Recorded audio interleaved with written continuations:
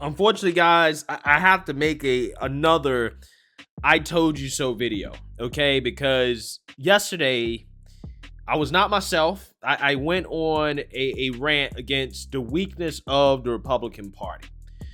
And I'm following up on that video with another video in which I probably will get angry and curse again, because the level of frustration that I have with these people that are in leadership in the Republican Party, it's unbearable. It really is. And the reason why is because you feel helpless when you have people who are in Congress that clearly are incompetent and more concerned about their own political careers and kowtowing to the Democrats than actually trying to advance an agenda that is going to be good for this country. And again, my criticisms of the Republicans and their leadership was the fact that they came out here groveling to the mainstream liberal media after Trump had dinner with Nick Fuentes, basically denouncing the dinner, denouncing Nick Fuentes, doing all this tap dancing for the mainstream liberal media, and also because the establishment is trying to get rid of Trump, right? So they're trying to associate Trump with white supremacy, which again is playing into the hands of Democrats. It doesn't matter because the Democrats believe that the whole Republican Party is a party of white supremacy. So it doesn't matter what you say, doesn't matter what you do, right? Doesn't matter how much you denounce it. They still think that you're white supremacists. And I literally said that yesterday in my video. I said Kevin McCarthy, Mitch McConnell came out talking about we denounce white supremacy, and the next fucking day, or the same day, the liberal media still came out here and said the Republicans are a party of white nationalists, and I don't see them any different than Nick Fuentes. We need to take control of the media or take control of the government and force the people to believe what we believe. So you've had, Kurt, some people come out and say, well, that's horrible, and say he's a terrible person. They don't want to talk about Trump. They say, but Trump's not an anti-Semite. They carve out of that. Trump's not a bad guy. He shouldn't have had him at the table. But the problem is the rest of what Fuentes just said. To me, that doesn't sound any different than fundamentally what the party platform is. They don't believe in elections. They don't necessarily like the idea of democracy. Mike Lee said democracy is a bad idea. They don't like the idea of women controlling their bodies. Mm-hmm. They clearly wouldn't mind having a dictator because they don't think that elections matter. They think they should just decide who the president of the United States is. They hate the culture. They're angry that the culture is too friendly to LGBTQ people. I see a very small degree of difference between what he believes and what they believe. I don't see it. And I think this is the reason why you've seen for days now Republicans kind of tripping over themselves trying to figure out, how do we talk about this? How do we talk about this in a way that doesn't scare away the base of people that represent really their core constituency at this point? The Republican Party is a white party, and they traffic in white nationalistic policy. So again, I ask, what the fuck did we gain? We didn't gain shit. We didn't gain a damn thing from Mitch McConnell and Kevin McCarthy and a bunch of other Republicans coming out here and kissing the ring, bending the knee to the damn Democrats like they always do when stuff like this happens. We didn't gain nothing because you're still a fucking white supremacist according to them. I literally said at the end of the video, I said, they're going to come out here and say, I don't see Nick Fuentes as any different than the average Republican. And you know who else is included in that? It's not just Mitch. It's not just Kevin McCarthy. It's not just Trump. It's not just DeSantis. It's Liz Cheney and Adam Kinzinger, which is why they're fucking jokes too. Because they come out here and they kiss Democrats' ass, but they're only useful. They're only useful for attacking Trump. If they didn't attack Trump, if they didn't hate Trump, they would never be on TV. They would never be on TV. But they go out and they kiss ass for nothing. Nothing. Look at this headline. Marjorie Taylor Greene put out a tweet. I denounce Nick Fuentes and his racism and anti-Semitism. You know what they did? They went and got the receipts, bruh. Put this headline out here like this. This you, Marjorie Taylor Greene, mocked for tweet saying, of course she denounces white supremacist Nick Fuentes. So you're being mocked. Mocked because you got pictures and videos with him. So why even acknowledge it? Why even acknowledge it? Why even give it to him? You played yourself. This is what I'm talking about, guys. This is exactly what I'm talking about. Again, I apologize for being upset.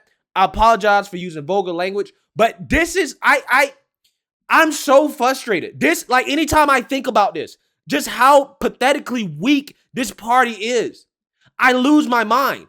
Because you feel hopeless when you have people who don't understand politics. You don't understand that everybody is against you. The corporations are against you. The media is against you. Democrat, everybody's against you. And when everybody's against you, you gotta be tough. Okay? You gotta be tough. You can't be weak like this. Because they're gonna take advantage of this weakness. And they're going to not ever give you the benefit of the doubt. Which is why they should have never even acknowledged it. I don't know who Nick Fuentes is.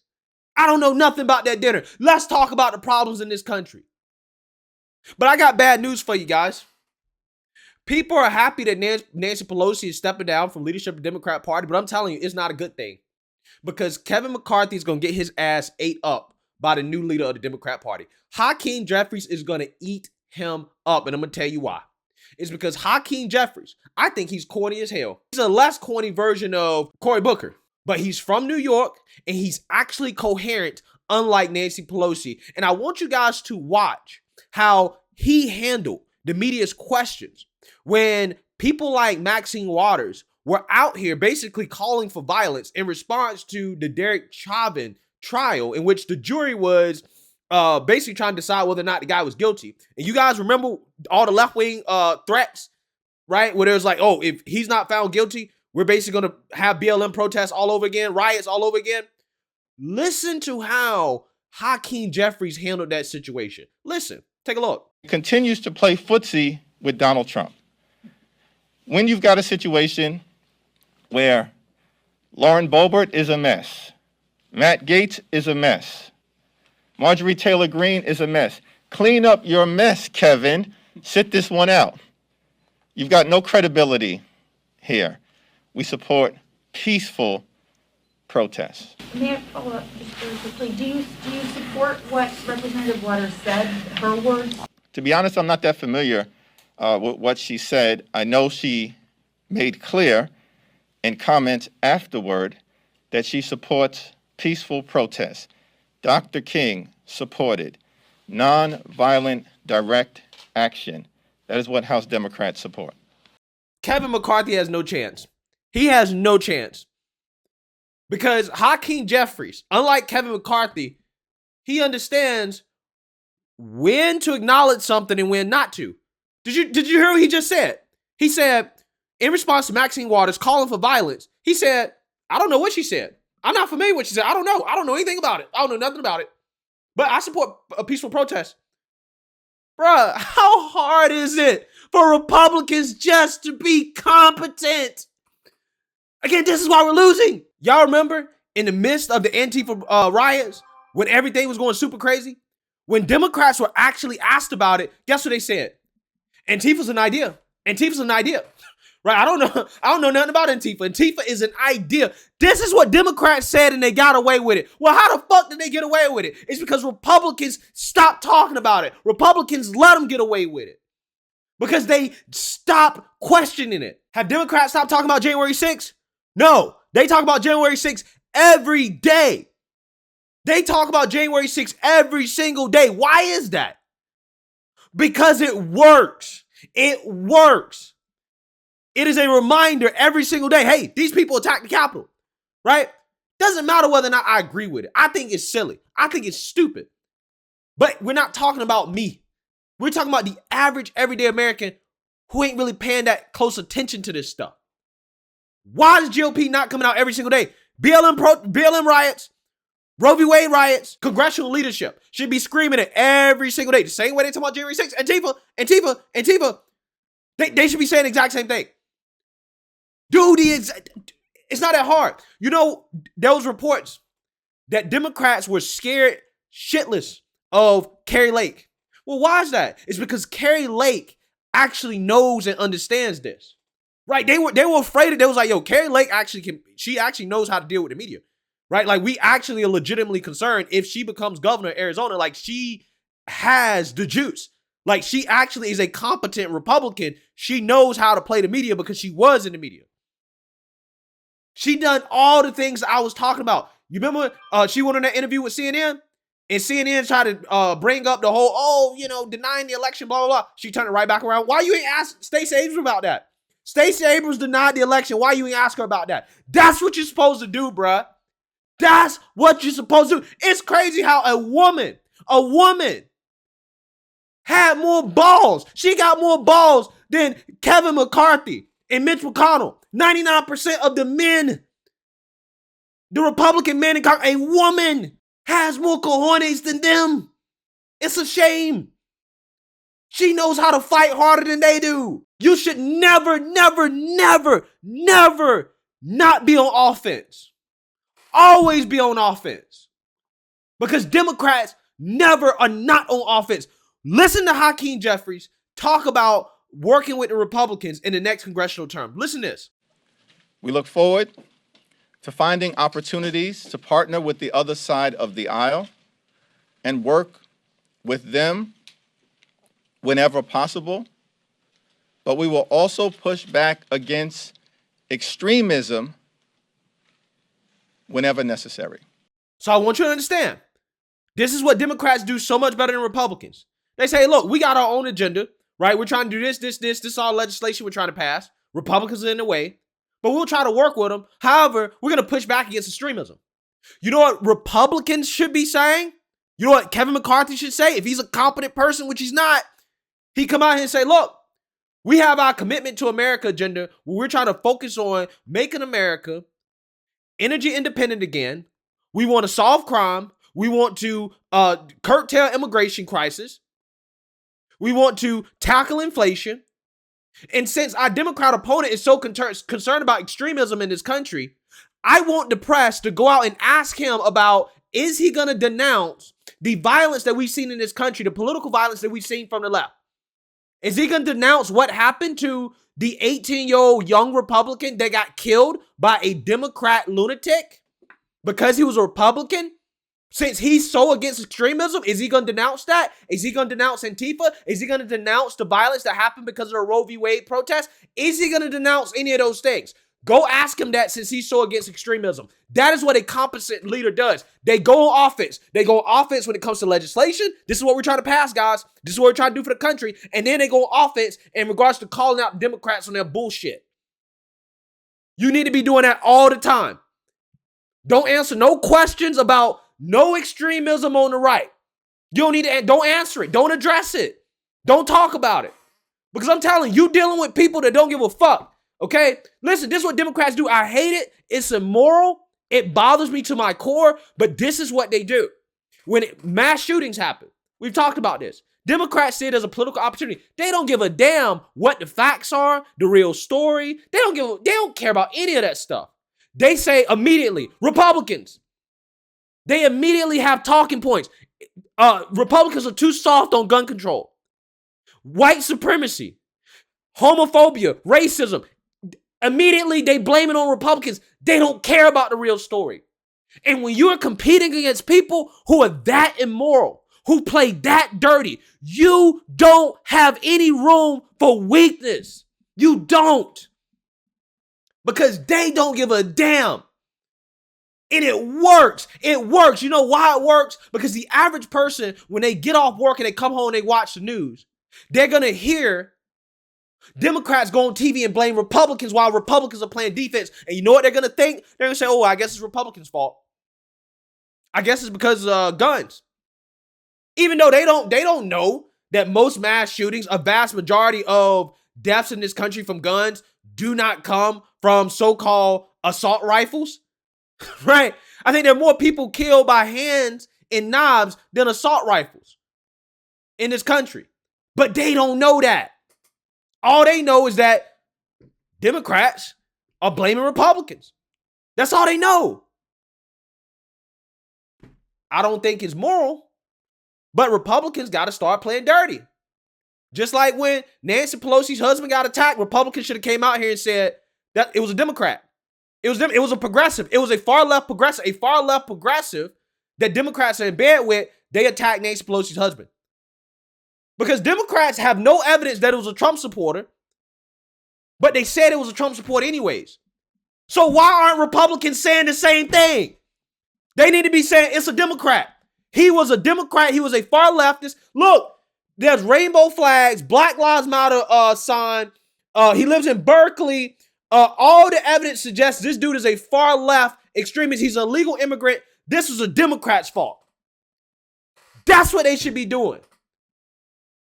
But nope, they don't say nothing. While Democrats point the finger at them, and then everybody thinks that that guy was a Trump supporter that attacked Nancy Pelosi's husband, and there's no evidence whatsoever to back that up. But it doesn't matter because everybody already thinks that, and because the average person's not really paying attention that closely, they're getting their news from mainstream liberal media. Once the story's gone, it's gone. They've already made their minds up. Again, Republicans, when they go on CNN, when they go on MSNBC, they need to be always on attack. Don't answer no questions that can possibly make you look bad and you turn it back around on them. Have you asked the Democrats about Antifa? Have you asked them about the guy that beat up Marco Rubio's canvasser? Have you asked them about the guy that tried to stab Lee Zeldin? Have you asked the Democrats about any of this political violence? Did you ask the Democrats about the BLM assassin that tried to assassinate the Democrat mayor in Louisville? We've seen Democrat extremists. The extremists of Democrats are so extreme that they will even try to kill Democrats. You know that? Not only do they try to kill Republicans, they try to kill Democrats, and Democrats are in bed with these people. You understand that? You understand how crazy it is? The people that the Democrats are in bed with? Again, this needs to be said every time Republicans go on TV. Don't talk about nothing else unless you're talking about policies. And that's why you need to have policy. What's the point of having a commitment to America, Kevin, if you're never going to talk about it? You only talked about it before the midterms just to say that you had a plan. Now the midterm's over. I haven't heard anything about it, Kevin. You have the commitment to America for a reason. You should have came out here and said, I don't know Nick Fuentes. I want to talk about the commitment to America. Ask me about that. Those are the only questions you should be answering. Policy, and you need to be attacking the Democrats and their extremism. That's it. That's it. All this playing defense got to stop, bruh. Because it doesn't matter if you denounce white supremacy. Doesn't matter if you help out Israel, if you got family members, right? Immediate family members that are Jewish. I'm talking about Trump. You're still an anti-Semite. Doesn't matter if you denounce Nick Fuentes. You just like Nick Fuentes. There's no difference between what you believe and Nick Fuentes believe. And they're going to go on TV and they're going to say it. So why even give it to them? There's no point. I thought that the Democrat advisors were bad, but a Republican, whoever's advising this Republican, they're terrible. They are the worst of the worst. They have no clue what the hell is going on, what they're doing.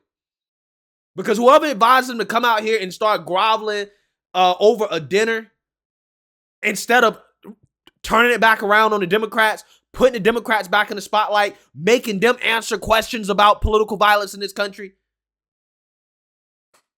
I don't know who's advising these people. Because that's what they should be doing. But again, the Republican Party, their leadership, the people that are leading are not fighters. They're not in leadership because they can actually lead. They're in leadership because they can raise money. They can suck off corporate America, and all the Republicans, they vote for him because, I want this guy to help me fund my campaign. That's why Mitch McConnell's still leader. That's why Kevin McCarthy's still leader, because they can't lead. Nobody likes them. So why are they in leadership? Money. Money. It's really that simple. And until this problem is fixed, until Kevin McCarthy is gone, until Mitch McConnell is gone, I really don't have all that much hope for the Republicans in Congress, that is. Because they don't know how to fight. They don't know how to play the game. They continuously allow Democrats to one-up them and to embarrass them every single time stuff like this happens. And they never go on offense. They're afraid of the Democrats. In fact, they're in bed with the Democrats as well, too, in a lot of these cases, right? They don't like Trump, so they see this as an opportunity. Well, let's just attack Trump. He's associated with white supremacy. Well, guess what, dumbass? The mainstream media thinks you're associated with it as well, too. So again, what did you gain? Nothing. All right. Let me know what you guys think. Make sure you like, comment, and subscribe. Most importantly, share a Black conservative perspective. Peace.